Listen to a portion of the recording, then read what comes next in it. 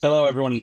Hi, welcome to the Sophos MDR ThreatCast, April 2025 edition. My name is Greg Idden, the services architect for Sophos MDR. Joining me today, we have Jordan Olness from Threat Intelligence, also Morgan Domboski from Threat Intelligence. And then stepping in for Hunt, we've got Paul Jaramillo, who's actually the director of Hunt and Intel. So Morgan and Jordan's boss. I'm sure they'll be on their best behavior. We've also got Sean Gallagher as well from Threat Research to go through a few things, stammering away today.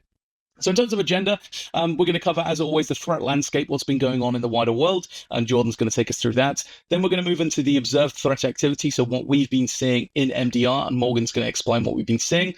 Then Paul's going to take us through some threat hunting highlights and a sort of a slight service update. And then we're actually going to can, I think, the MDR Most Unwanted to buy Sean some time, because Sean's going to take us through some pretty interesting stats that have been in two reports that the XOps team have published over the past few weeks.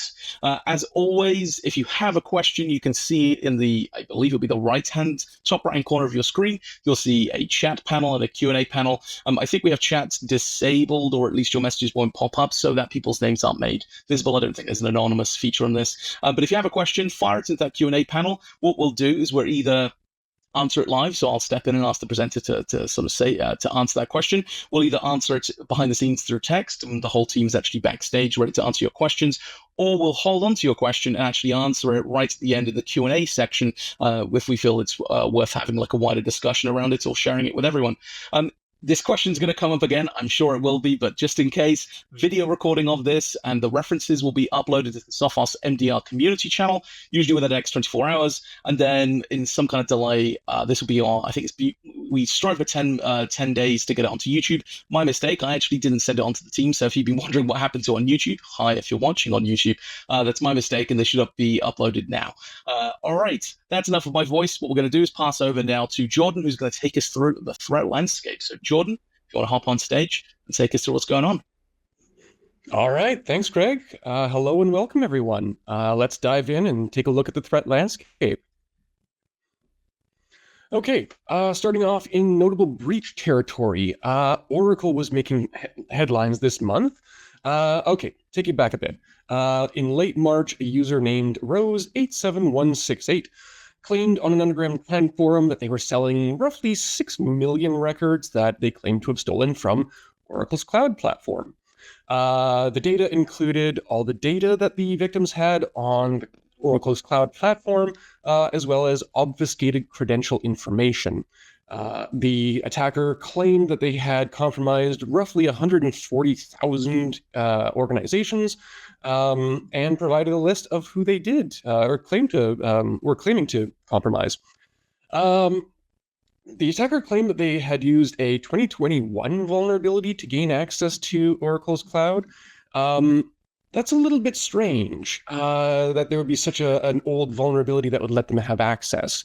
The background that's kind of come out since then is what it appears happened was that Oracle had a cloud instance on one data center for many years. That was their first generation.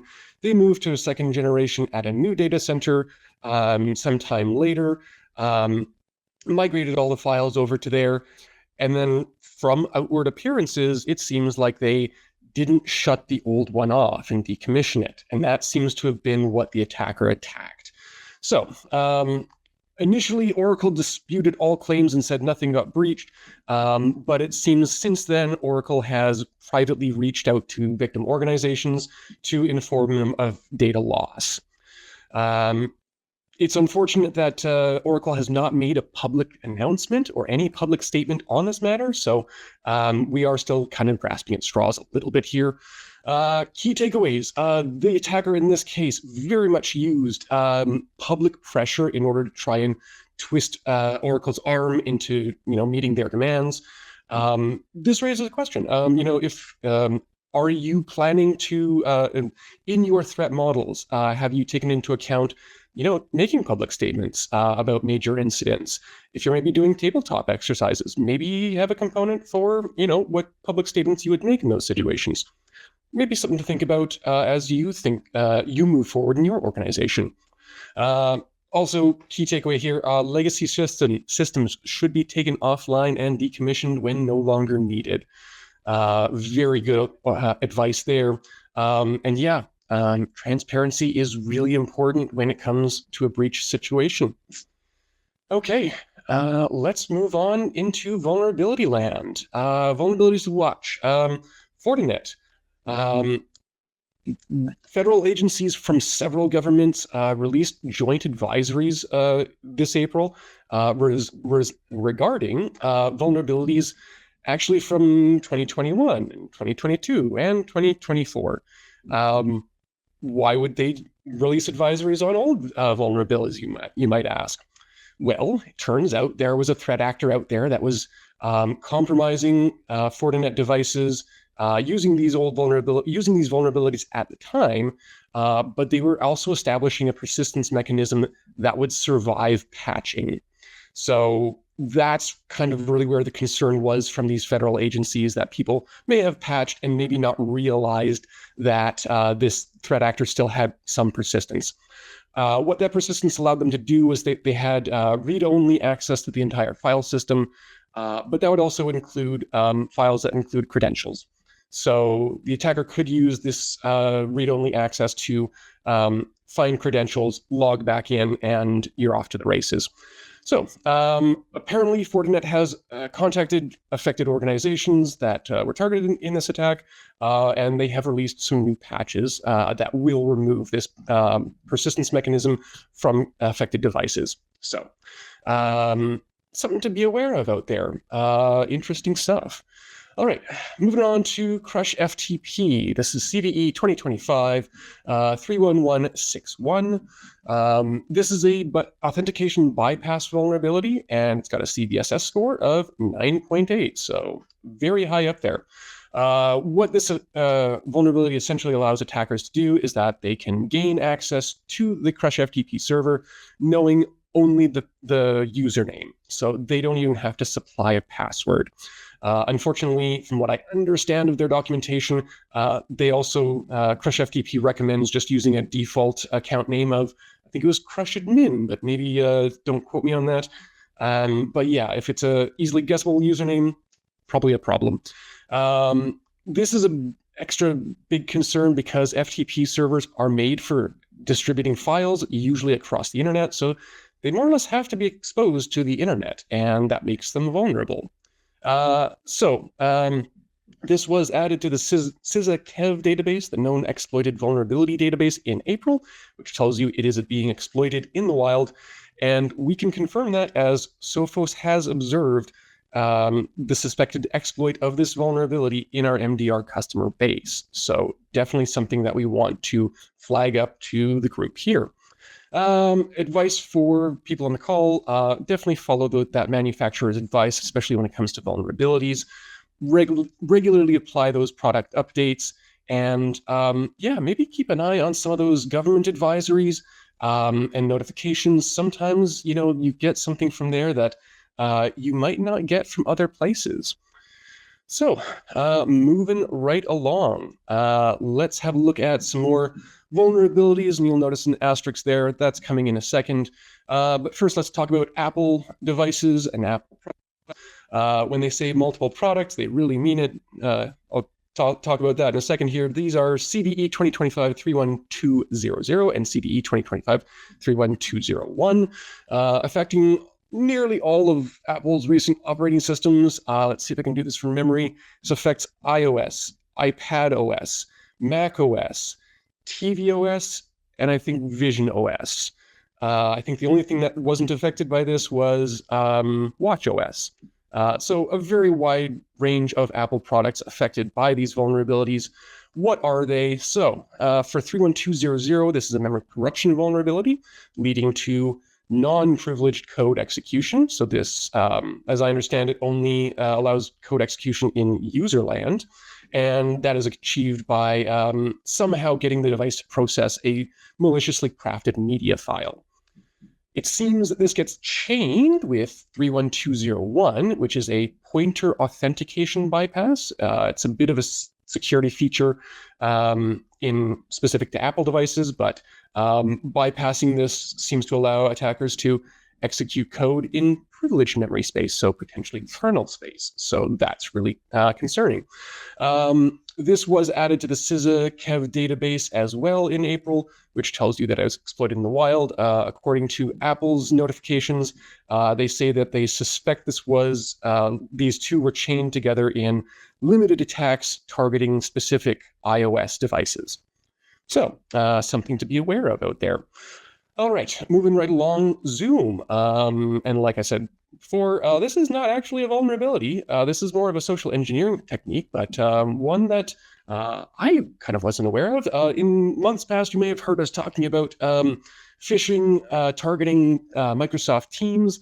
Well, now we have social engineering targeting Zoom.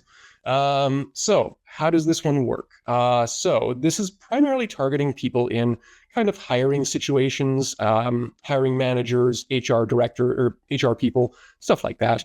And they get, kind of thing on the side saying, hey, can I set up a Zoom meeting to talk to you?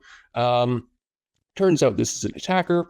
I didn't actually know this, but Zoom has the functionality to take control of a person's computer. So remotely controlling the other person's machine with permission. Typically, it would show a notification saying username is requesting remote control of your screen. What the attackers are doing in this case, they're setting their name to Zoom, and so the notification comes up, Zoom is requesting remote control of your screen. And victims in this case, they know that they're using Zoom. They're expecting Zoom to be doing things with their screen, and so they just click OK. That context there ends up being very dangerous. That expected context is very dangerous in this case because when they click OK, it allows an attacker into their system that can do all sorts of nasty things. So something that I wasn't aware of functionality-wise, but hopefully now you're all aware as well. Advice for these, update those mobile devices just as regularly as you update your other devices. And if possible, audit your remote access tools, whether you need them. And if you don't need them, just shut them off with application control, AppC. Attackers are using all sorts of these remote access tools or remote control tools. So definitely leverage AppC if you can. Very important. So moving right along, we're going to finish off with the ransomware leak site analysis. On the uptrends are underground, nitrogen, and space bearers. We talked about space bearers a few months ago being a Phobos variant. They're having an upswing month. Falling, cactus, and fog are very big names, and to see them kind of suddenly, not be posting as much is out of character for them, but have to see what's going on there. Arcus Media is another one that had a drastic fall this month. Looking at posting frequency, we see that Play and Links are at the top of the heap. These are two groups that tend to, if not work together, there seems to be some association between the two. So it's not that surprising to see both of them showing similar numbers. You also see Ink ransomware rounding out the top three in terms of posting frequency.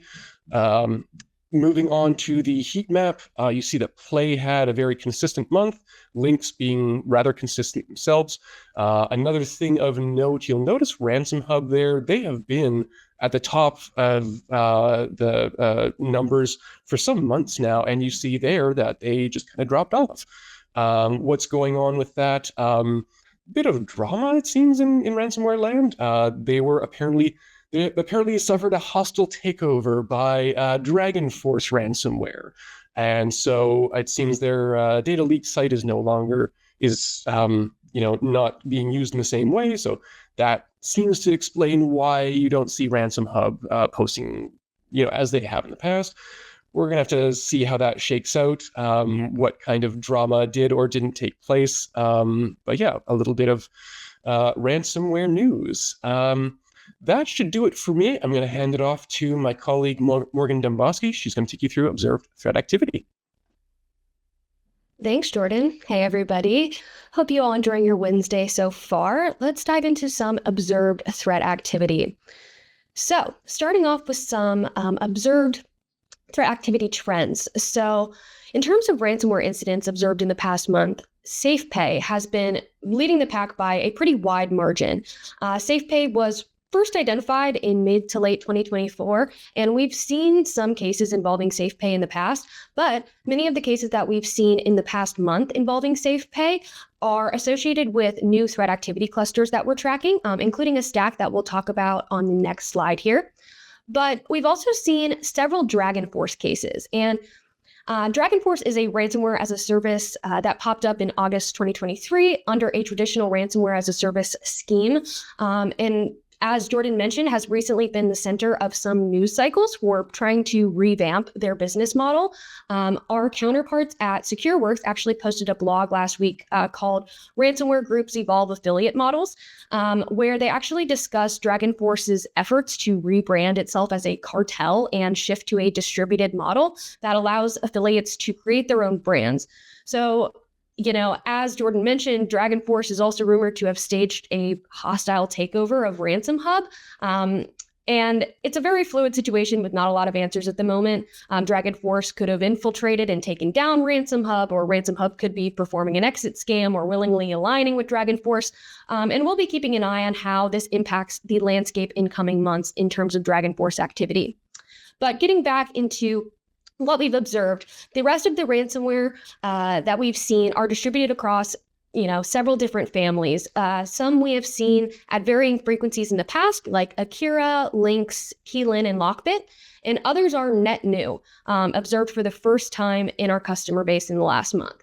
One of these newbies is AI Lock, which is a new ransomware family with very little reporting on it. We've seen this ransomware in one case so far, which involved attempts to exfiltrate data and multiple efforts to disable EDR protections, like using Komodo Kill Switch and TDS Killer. And these efforts were detected by Sophos. It'll be interesting to see if we see more attacks coming from AI Lock in the future. The other new ransomware that we observed was QW Crypt. And QW Crypt is actually the first ransomware family to be attributed to a threat group known as Red Curl. And this Red Curl is also referred to in public reporting as Earth Capre or Red Wolf. There's many different names for this threat group. We track it as Stack 6565, but this threat group, Red Curl, has been active since 2018 and has historically been focused on cyber espionage and data exfiltration. So this recent use of ransomware marks a notable shift in their tactics. And while we've seen a handful of cases related to Red Curl over the past few months, we've only seen one case involving the use of QW Crypt.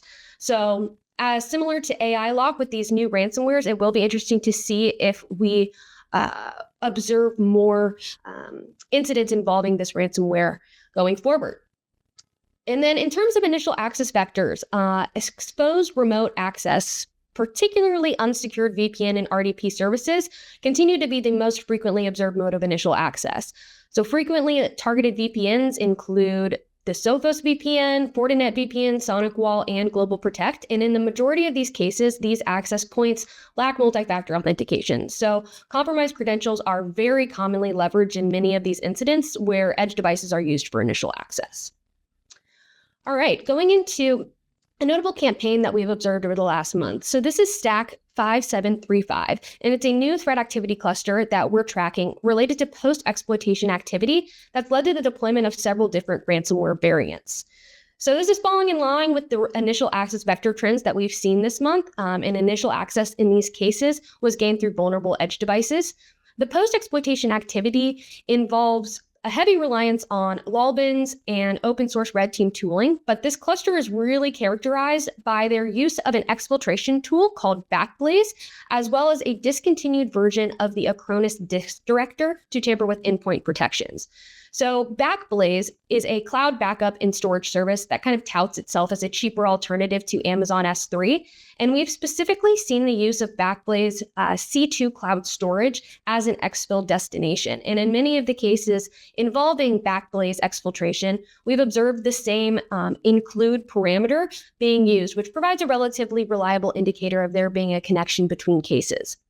And I also mentioned that this stack is characterized by the use of a discontinued version of the Acronis disk director, which the actors use to tamper with Sophos endpoint agent and make devices appear offline in Sophos Central. And so how this works is what the threat actor will do is they'll download and install the legitimate trial binary from Acronis. And once that's downloaded, they'll use it to split a volume from the C directory and create a new volume to move select Sophos directories to. And then they'll restart the device, and then after booting up, the Sophos startup still points to the location in the C directory, but the folders are present in a different directory, which makes the shortcut unable to find the binary.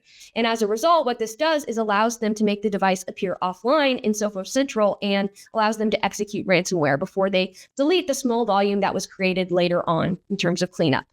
And so this is a post-compromise technique that requires admin permissions, and the Sophos Labs team has been working on several solutions to this problem. So for Backblaze, Backblaze is now covered under application control. In terms of Acronis, this specific version of Acronis software is now detected as a potentially unwanted application and is blocked by default. We have seen cases since this potentially unwanted application was created where threat actors have tried to leverage Acronis and it's been blocked, which has forced threat actors to pivot to other tactics. So it has been successful so far. They've also created a static malware detection that blocks the configuration files that were designed to move Sophos.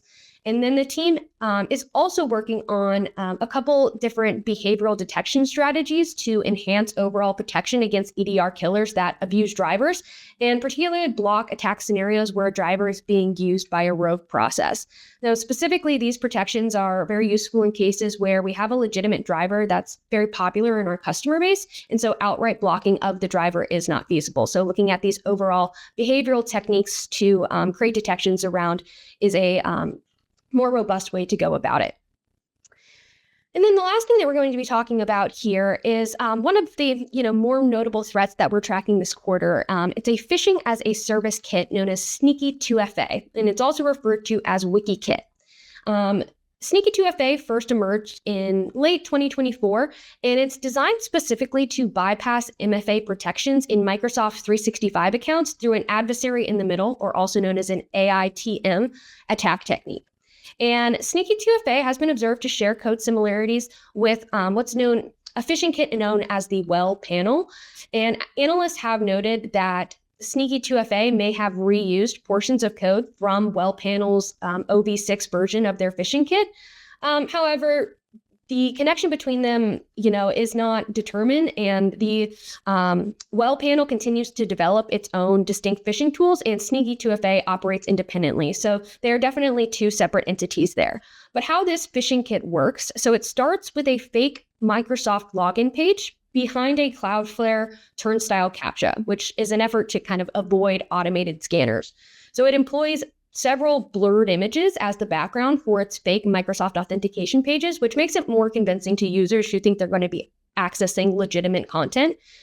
And so they use several different obfuscation techniques, such as the HTML and JavaScript are obfuscated to hide the phishing intent.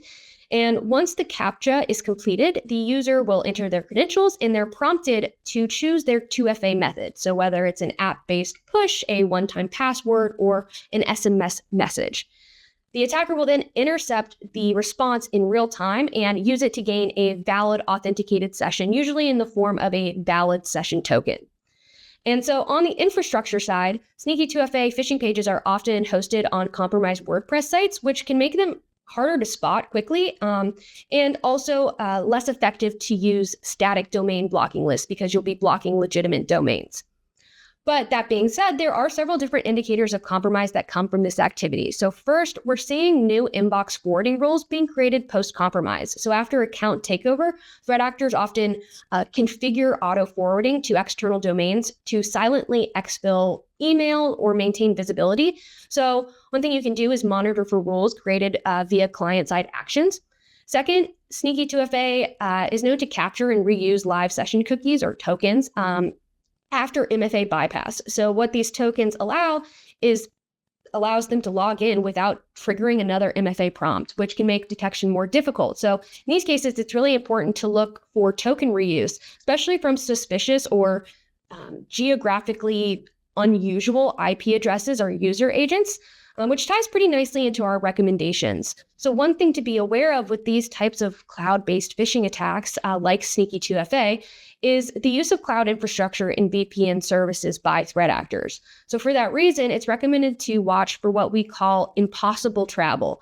And that's when you see a user logging in from two locations that just don't make sense time-wise, like logging in from New York and then London 5 minutes later.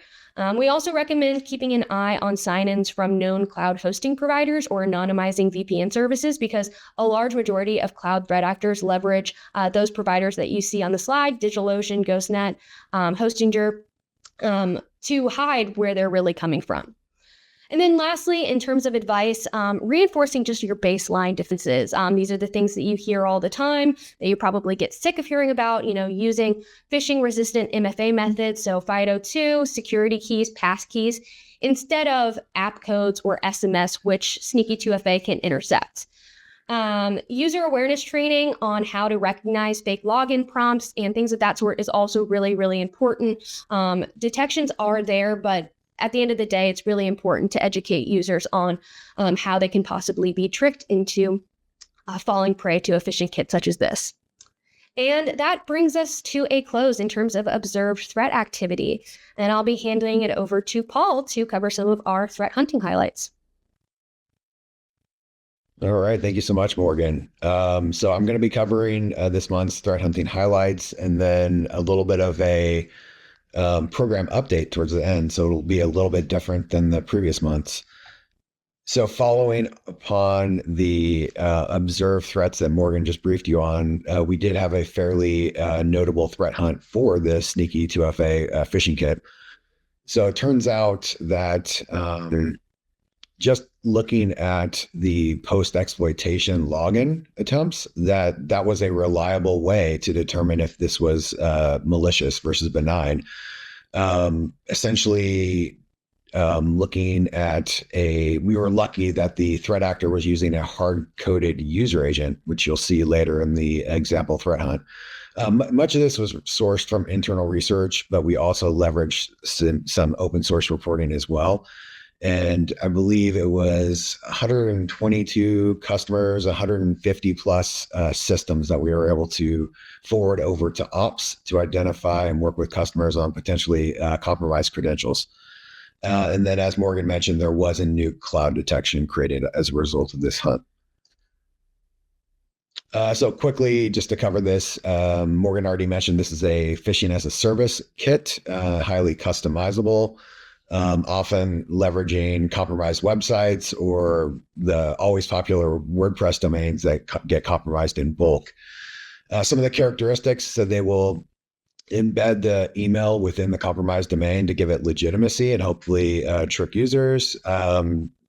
As we mentioned earlier, it's that turnstile CAPTCHA, which is going to be low interaction. So instead of requiring you to type in text from like a scrambled image, this is essentially a lot of the background assessments are being done and requires typically just a single click to verify that you're human. It also leverages some anti-debugging code checks. So just stuff to give researchers problems to ensure that somebody's not running the code through a proxy or a debugger that allows them to kind of step through it and manipulate it.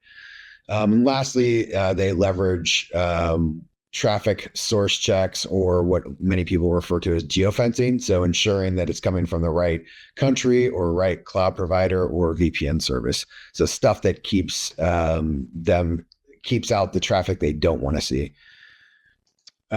So specifically the hard-coded user agents, these are the ones that we mentioned, and we end up leveraging the Edge one. That one seemed to be the most high fidelity in finding the malicious behavior, as well as pinpointing the application ID. And this focused on the Azure login sequence, as you'll see.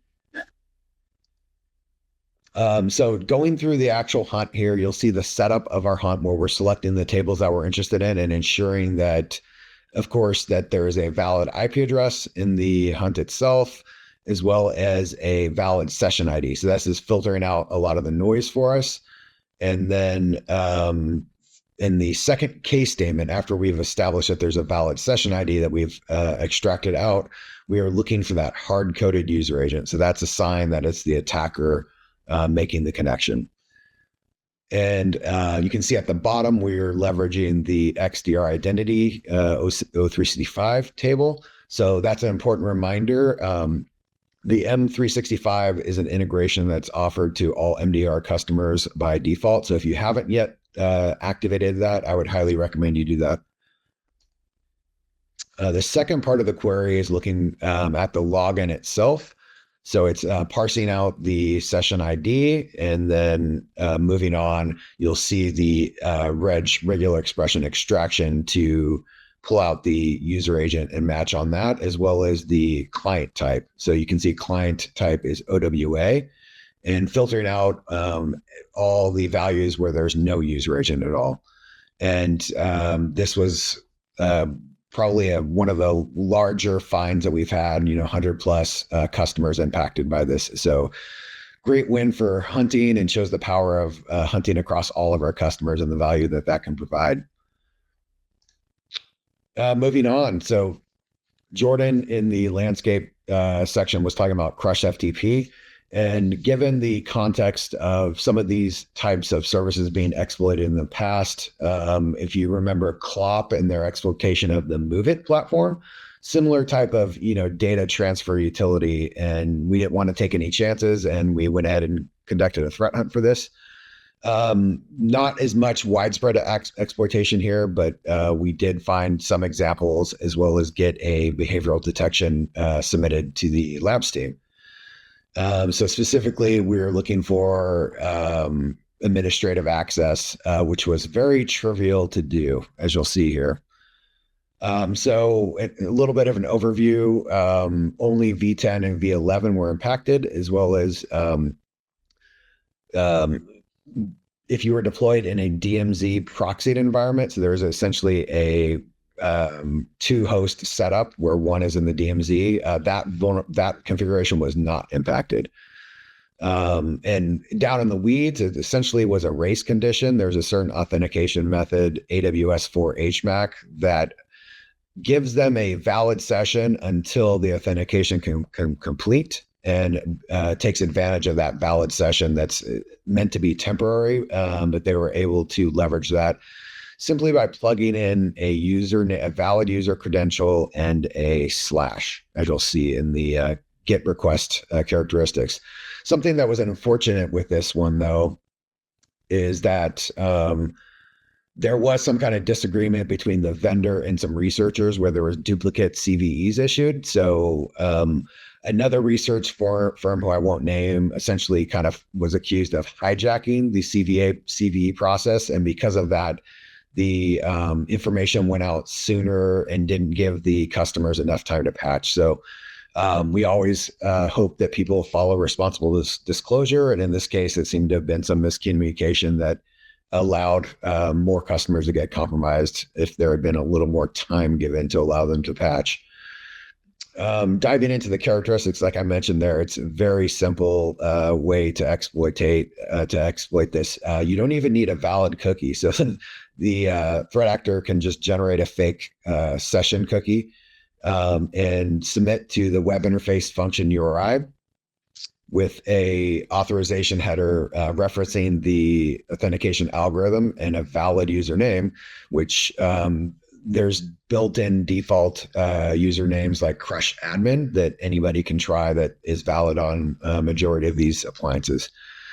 And so as a result of this exploitation, there's behavior that we can look for, which is going to be interactive commands coming out of the Crush FTP service, which is very abnormal. So I provided a couple of examples there where the threat actor was trying to execute a simple help RMM that is represented as an.exe.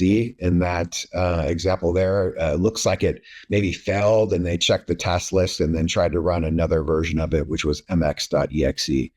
And then for reference, if you happen to have one of these appliances, you can access the logs there in that directory there specifically and determine any activity that may or may have not happened.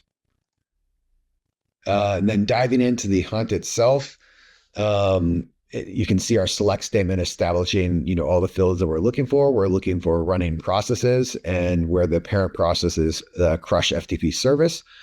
And then we'll match on a variety of options here. So anything from command.exe, PowerShell, reg, variants of the different PowerShell, so PWSH, as well as PowerShell.exe and ISE. And then essentially the bottom statements are just filters out. So the noise at the bottom that we needed to filter out to make the hunt effective. Okay, so that's the 2 hunts that we are sharing this month. And then I wanted to give you guys a quick little insight into some new techniques that we recently started leveraging. So exciting time where we added somebody new to the team that had a detection background. So this person had been working in detection for the last 3 to 4 years.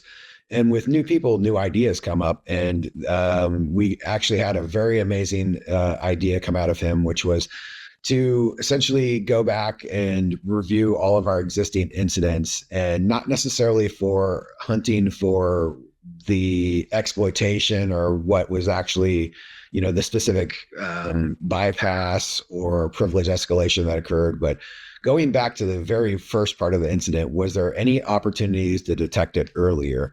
So with detection, there's this, what I would call a high fidelity bias. So we want to write detections that we know are 100% evil.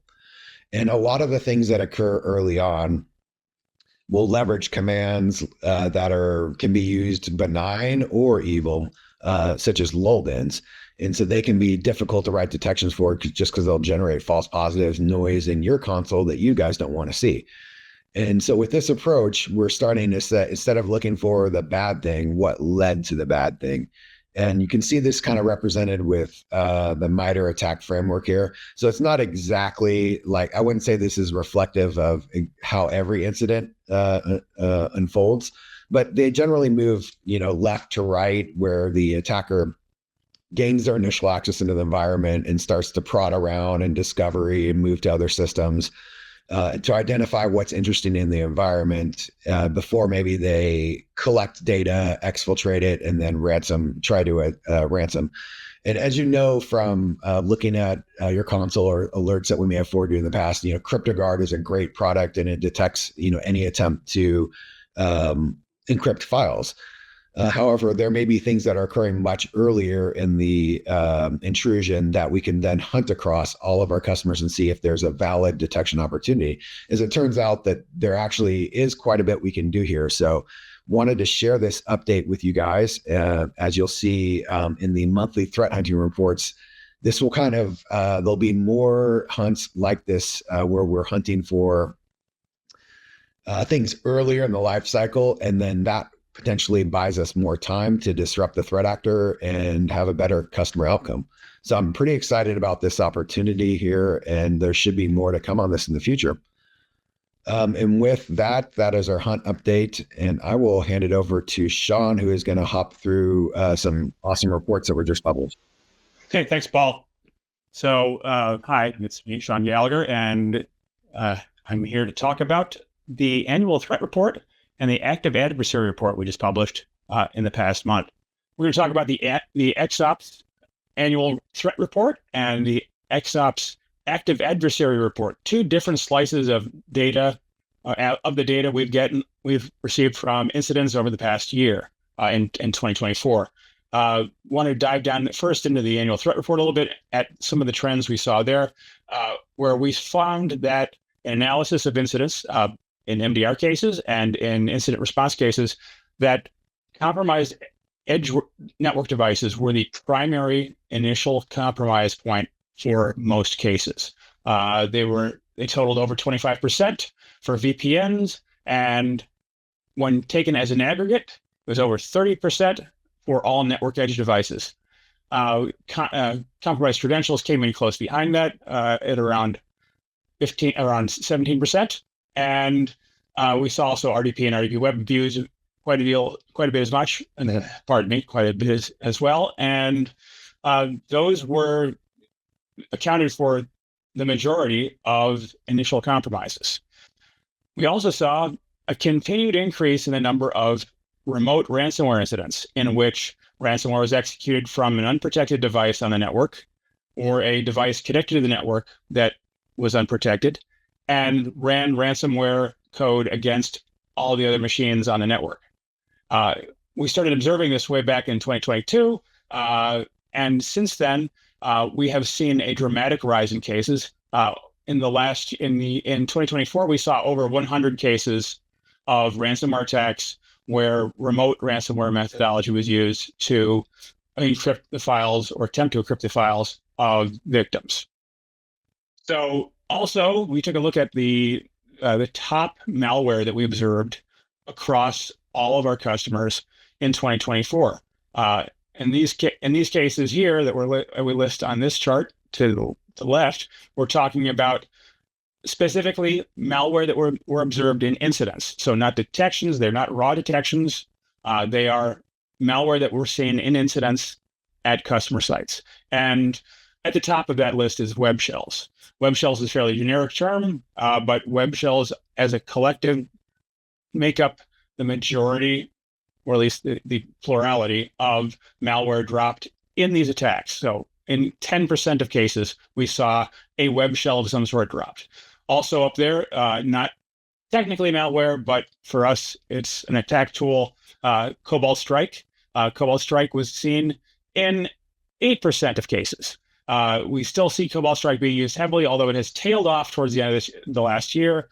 We're seeing a reduction in the use of Cobalt Strike as defenders are able to catch it more effectively going forward. The rest of that list, you may notice, is largely ransomware. So ransomware is being detected in a significant portion of all incidents, regardless of whether it is able to execute or not. Also saw a great number of Chrome loader incidents over the past year, and some other things that kind of look like Chrome loader, and as well as Boot loader. But again, we look at ransomware, and it is by far the most predominant type of malware we see in attacks. In non-ransomware cases, we saw a variety of other things. We saw that we saw a great deal of the use of web shells again, and again, Cobalt Strike was there as well. Luma Stealer was one of the most dominant pieces of malware we saw there, being used to steal critical information from clients' systems and expand attacks. Also, again, Chrome loader showed up fairly high there, and bootloader as well. We did see quite a bit of System BC, which is a proxy and rat, used in cases, and also XMRig. We've seen a lot of XMRig, both oddly in ransomware cases and in non-ransomware cases. That's mostly because we believe that XMRig, which is a Monero mining rig, is being used to monetize access before it gets passed on to another actor, usually by an access broker or by someone attached with an access broker.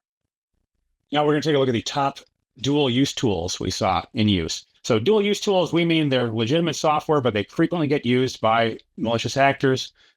We saw a great deal of use of these tools, which are, often they're legitimate software. We often use them ourselves within our networks for administrative tasks, or we use it for remote access, for managing systems. The bad guys do that too. And we saw a huge use of the Soft Perfect Network Scanner by malicious actors over the past year. It showed up in nearly 20% of cases that we looked at. Additionally, we saw a great deal of use of PSExec, again, administrative tool to do remote code execution. It's again, nearly 20% of cases we saw that being used. Impacket, well, that's a security testing tool. It's not necessarily something you'd be using on a regular basis. It's designed to create and craft packets to test the security of systems. It's open source, and it gets quite frequently applied by bad actors. We can see its signature in many, many attacks. And then a number of other tools there are security tools, security testing tools that you wouldn't normally see on your network. These are reasons why using using app control is very important, since these tools, while they have legitimate licenses often, or they have legitimate uses, they should not be showing up on your network. That's especially the case in remote access. Again, the next half of the chart there, we're talking about the remote access tools by frequency. As I mentioned, we saw PS Exec quite a bit. AnyDesk was frequently used by malicious actors in over 15% of the cases. We saw AnyDesk was dropped on a network by an attacker to be used for persistence and execution. Screen Connect, same thing, another legitimate remote desktop tool, quite frequently used by bad actors in 2024. We're seeing an increase in the use of remote machine management tools as a primary method of maintaining persistence after an incident has begun, after they get initial access. Okay, now we're going to look at some of the things in the Active Adversary Report. Active Adversary Report looked at activity by hands-on keyboard attackers after initial compromise. And one of the things we found here is that between incident response cases and MDR cases, there were some artifacts that were very much in common between them. So there are different types of incidents, but they're the same. Some of the tools overlap very well. Others are more unique to different types of cases. So, for example, we saw a lot of both of Python being used in both cases. Python is frequently used because it allows for scripts to evade AMSI observation. So we'll bring in a Python. Someone will bring in a Python script and a Python interpreter, and they will run code that may have been written by someone else for use in security testing, or they may even write ransomware in Python and use Python to execute it and hide from AMSI to hide from detection of what they're doing. Soft Perfect Network Scanner, again, which we saw so often, common across both. AnyDesk, the same. So a little bit of variation in the use of rclone, for example. rclone we saw only in IR cases. We've seen other types of exfiltration tools used in MDR cases. And WinRAR, common across both. WinRAR is being used to archive materials to get them exfiltrated, regardless of where it's going to go to. And again, Mimikatz being used to get credentials. One of the more interesting things I think out of this report was the overlap of the use of lol bins between the two types of cases, and these are legitimate code that's usually already on your network, already part of your Windows environment, or maybe applications you've brought in. But most of these are native parts of the Windows environment. RDP almost always, when I see RDP, it's 90% of IR cases, and in 81% of MDR cases, RDP was used to establish some form of remote access to do interactive attacks and to launch and execute various malware, as well as to run other scripts. Again, PowerShell, another one that's another lol bin. PowerShell is very powerful, obviously. PowerShell allows for crafted attacks to be thrown in by an attacker, obfuscated to be used in a way that doesn't get picked up by many detection tools. And while it is visible to AMSI, it's not always clear what's going on with it unless when you're doing analysis. The remainder, command.exe, we saw more of that in MDR cases where people were using a command shell to execute code, but still there's significant overlap. So with that, I'm going to give it back to Greg. And I would encourage you all to read the full reports on on news.sophos.com. And I'm happy to take any questions about the report itself or anything else regarding the data we just showed. Yeah, for sure. I mean, so what I will do now actually is I'll quickly just say one thing. So yeah, we'll be putting all of this on. So you'll have the show notes, you'll have the access to the recording and so on. We'll be posted to communities.sophos.com/MDR-community-channel. I have to talk about this a little bit just before we go to Q&A. We do a weekly threat brief post. So for all the topics that we can't always touch on the monthly roundup here in the ThreatCast, we actually do the threat brief, which is a weekly text post which gets put on the community itself, where we cover a wide range of topics. So do be sure to check that out, and make sure you also subscribe if you want to get notifications to your inbox. In terms of the links to what Sean's just been talking about, those two reports, they are in the show notes. You can find that on the community channel. You can also just hop over to news.sophos.com. I think they were posted first couple of weeks of August. First couple of weeks of April. So they should be nice and fresh, and probably only a scroll or two down from the top of the page. But do check those out, and I think they're under threat research as well. Right, let's get back to here. Let me just finish. I was just mid-typing an answer to someone, so I'm just going to click submit on that. So let's have a look through the Q&A. So let me go to the very bottom.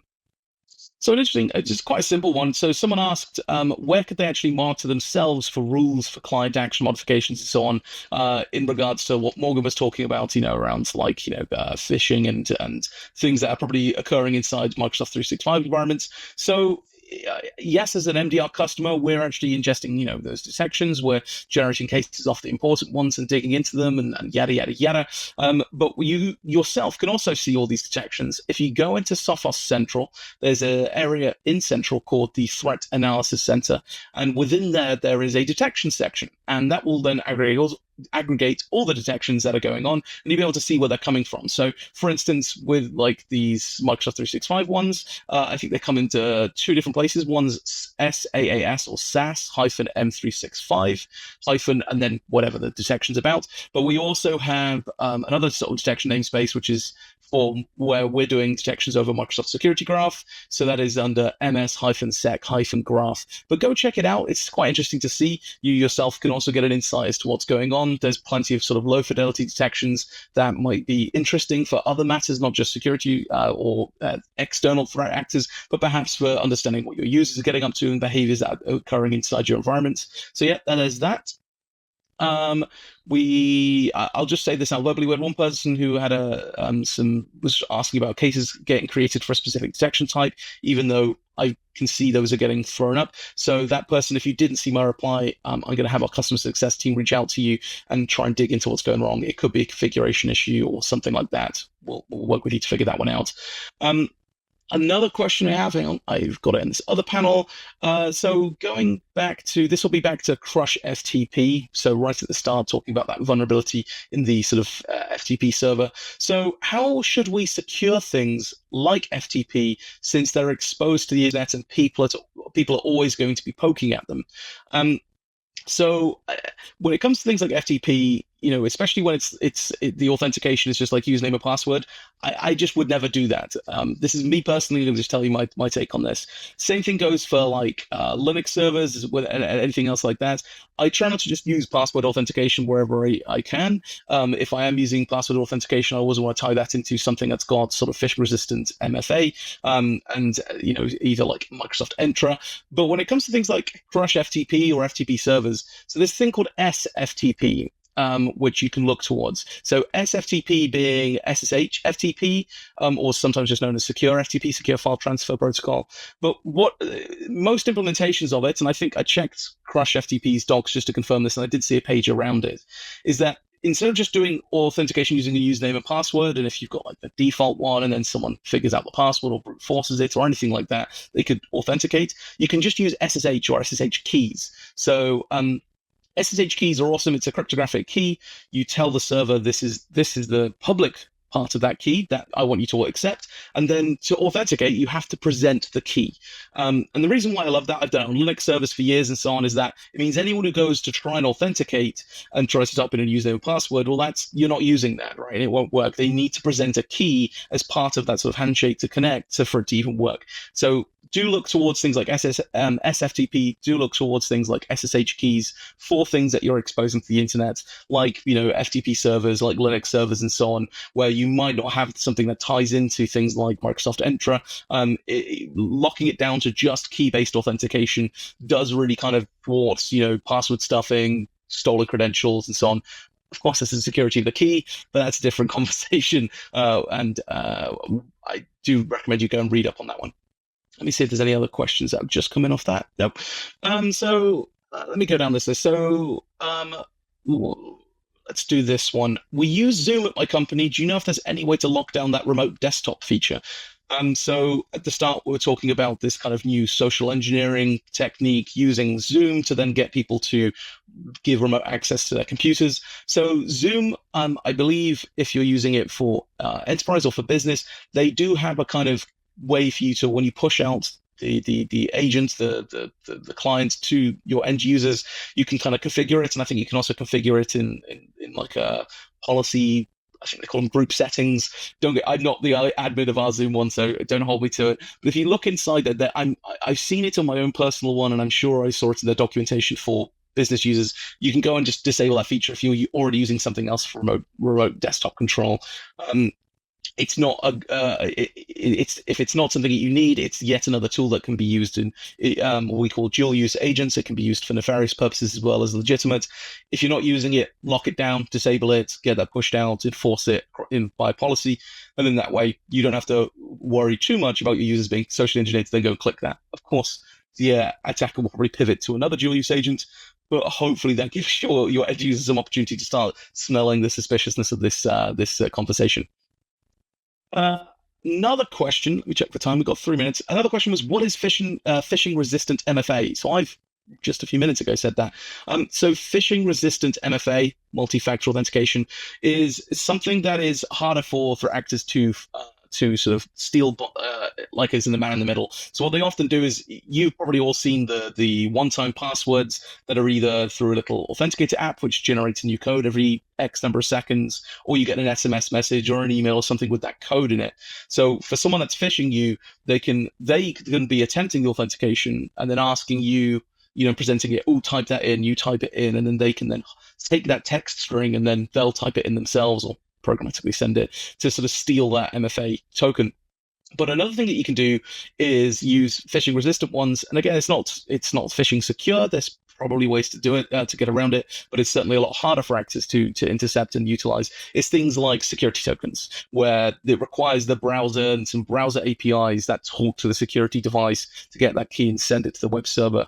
And it just it's way more complex than just a 4 or 6 digit number.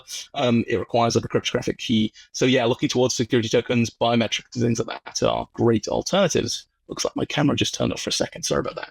Right, I think we're coming up to time. So sorry if we didn't get to your questions. But again, as always, thank you so much for being here. Do check out the threat brief. We usually post those on Fridays. The further reading section, don't panic and make quick screenshots. You will find this posted to the community channel. So you can see that link up there, community.sophos.com/MDR-community-channel.